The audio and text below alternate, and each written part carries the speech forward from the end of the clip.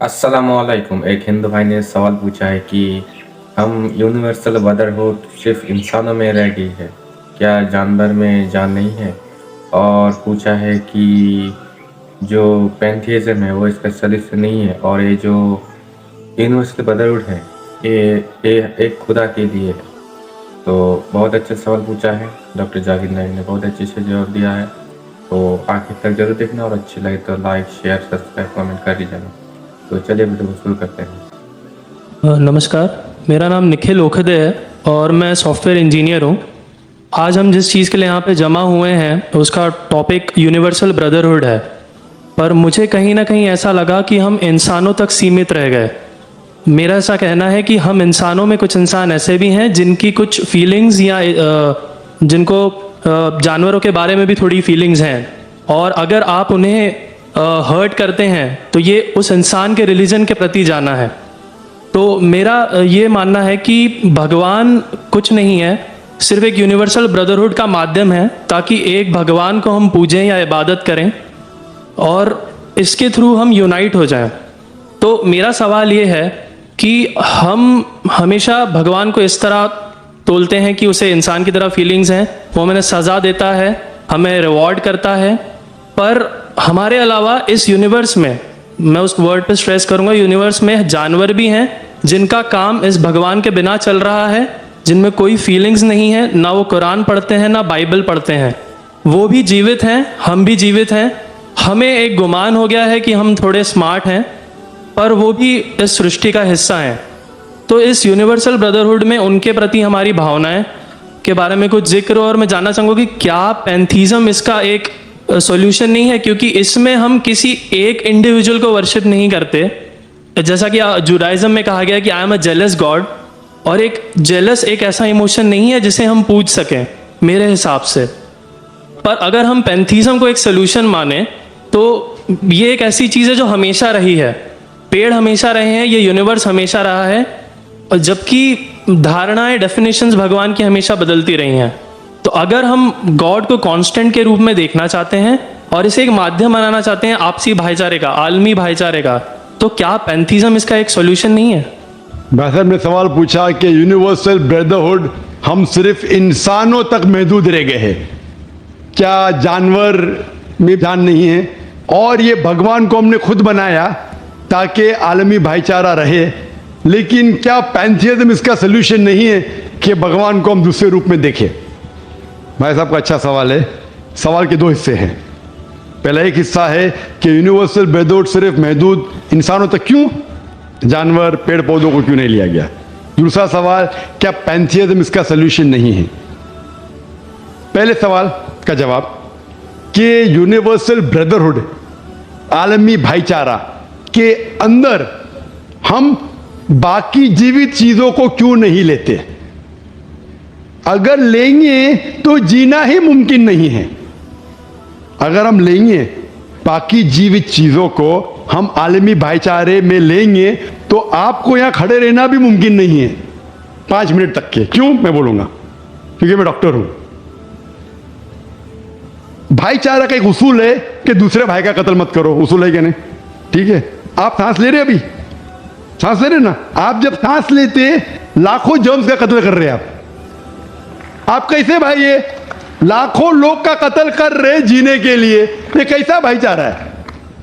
तो इसीलिए भाईचारे का डेफिनेशन जरा हम बराबर तौर से समझ ले, फिर हम डिस्कस करें। क्योंकि अगर आप कहेंगे हर जीवित चीज मेरे भाई है, तो आप भाईचारे के खिलाफ।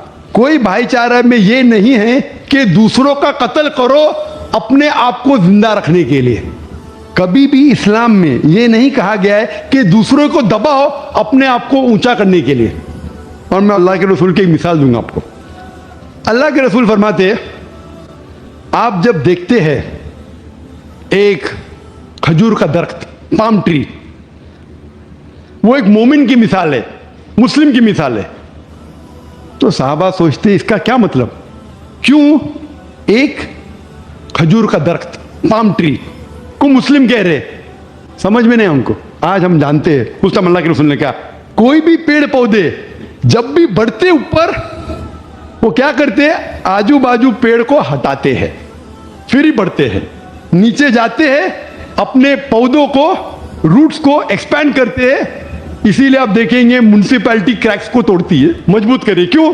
वो पेड़ बढ़ता है तो क्रैक हो जाता है, फिर से टाइल लगाते हैं।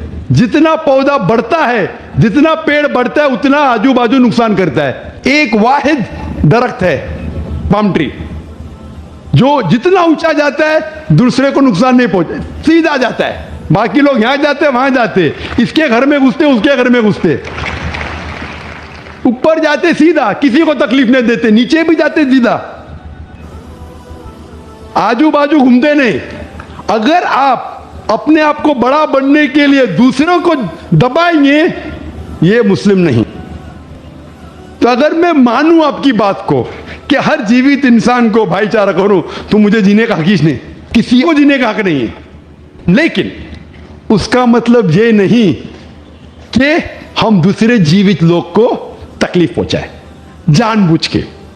इसीलिए इस्लाम में जब मोहम्मद सल्लल्लाहु अलैहि वसल्लम पैगाम दिए अरब देशों में, अरब मुमालिक में, तो लोग ने कहा ये कैसा इंसान है।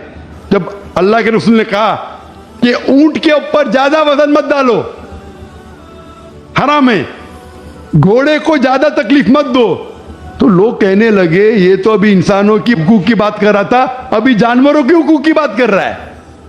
अल्लाह के रसूल फरमाते जब एक शख्स आग उगाता, बोलते आग को बुझाओ, क्यों? उधर चींटियां मर रहे हैं। उसका मतलब जानबूझ के कोई भी जीवित चीज को मारना हराम है, सिर्फ अनजाने में इजाजत है, या जिसकी इजाजत खुदा ने आपको दी है, जिसकी इजाजत दी है खुदा ने।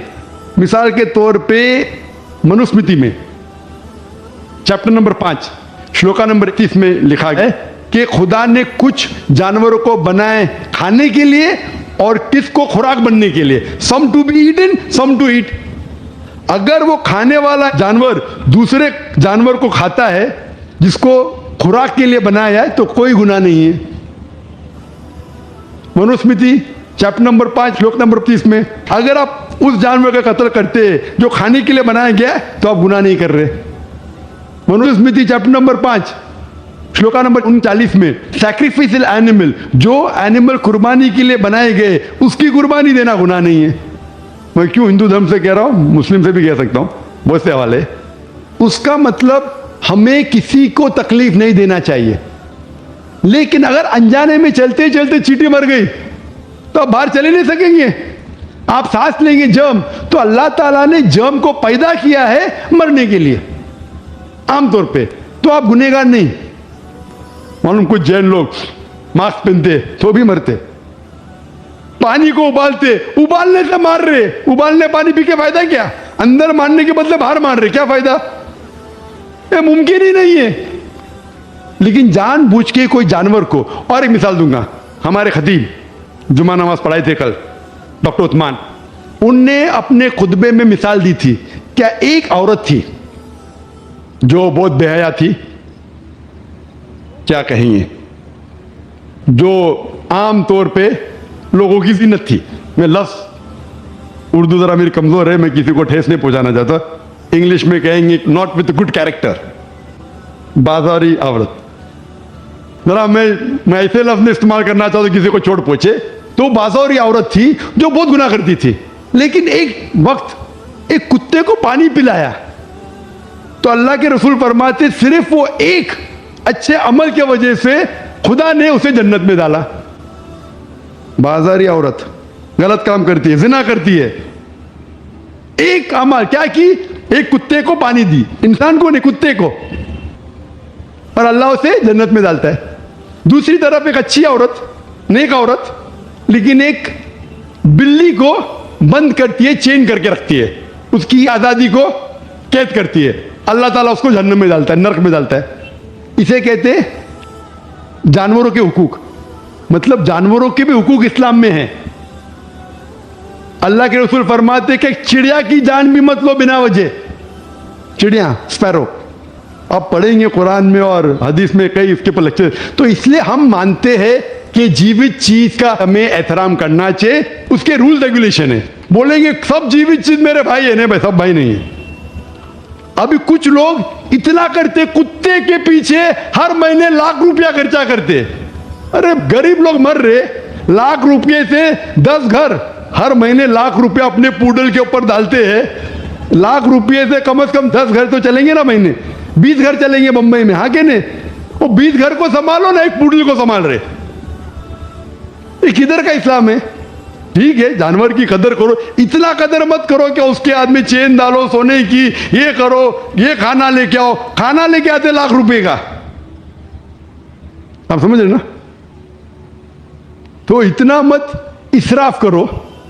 इस्लाम के अंदर सिखाया गया है कि भाईचारा, जो मैंने जिक्र किया, बट जानवरों को भी देखो और उसके साथ अच्छा बर्ताव करो। बिना वजह किसी जानवर का कत्ल मत करो। ये आपका सवाल था। आपका दूसरा सवाल इसके अंदर जवाब हो गया। आप कहते हैं कि पैंथियज्म, सबको खुदा मानना इसका जवाब है। उसका जवाब में कहा था, हमारे भाई जो अवतार सिंह थे ना, उसने कहा था पैंथियज्म, सब कुछ खुदा है, सब कुछ खुदा है। इससे क्या होता है कि सब कुछ खुदा है, मतलब अगर आप सबको खुदा मानते, चोर को भी खुदा मानते, डाकू को भी खुदा मानते, खुदा का मतलब उसका कहना मानना, बराबर कि नहीं? उसकी इज्जत करना, उसकी इबादत करना, वो जो कहता है उसकी बात मानना। तो आप अगर वो चोर को खुदा बोलेंगे, वो बोलेगा चोरी को, आप चोरी करना शुरू करेंगे। वो बलात्कार करने वाला कहेंगे आपसे, आप उसको खुदा बोलेंगे, चल भाई बलात्कार कर, आप करेंगे। तो इसी तरह ये इलॉजिकल है। खुदा एक है और सिर्फ उसकी इबादत करना चाहिए। और ये जो फिलॉसफी है, ये फिलॉसफी जो आप बोल रहे, किधर से आई? इसे कहते हैं एंथ्रोपोमॉर्फिज्म। क्या कहते हैं? एंथ्रोपोमॉर्फिज्म, मतलब गॉड ने हर चीज की शक्ल हासिल की। और इसके अंदर एक फिलॉसफी है कि खुदा इतना पाक, इतना नेक, वो जानता नहीं कि किस तरीके से इंसान को तकलीफ होती है। और ये एंथ्रोपोमॉर्फिज्म जो फिलॉसफी है, खुदा अलग अलग चीज में शामिल होते हैं। और कई मजहब, इस्लाम के अलावा कोई मजहब कहता है कि खुदा एक बार इंसान का रूप हासिल किया, कुछ मजहब कहते हैं अनेक बार। और उनकी लॉजिक है कि खुदा इतना पाक, इतना नेक, इतना महान, उसे पता नहीं इंसान की तकलीफ क्या है, इंसान को किस चीज का बुरा लगता है। इतना नेक, इतने पाक, इंसान को दर्द कैसा होता है, इंसान को तकलीफ कैसा होती है। तो ये खुदा जो नेक और पाक है, जानने के लिए इंसान के उसूल क्या होना चाहिए, वो इंसान का रूप धारण करते हैं। ये फिलॉसफी है एंथ्रोपोमॉर्फिज्म की। ऊपर से लगता है बहुत लॉजिकल है, खुदा इतना नेक, इतना पाक, इतना दयालु, वो जानता नहीं बेचारे इंसानों की क्या तकलीफ है, क्या मजबूरी है, क्या मुश्किलात है। तो इंसान का रूप धारण किया लिखने के लिए, क्या इंसान के लिए अच्छा है बुरा है। ऊपर से देखे तो बहुत अच्छा लगता है, लेकिन तहकीक करेंगे मंतिक से तो एकदम ही गलत।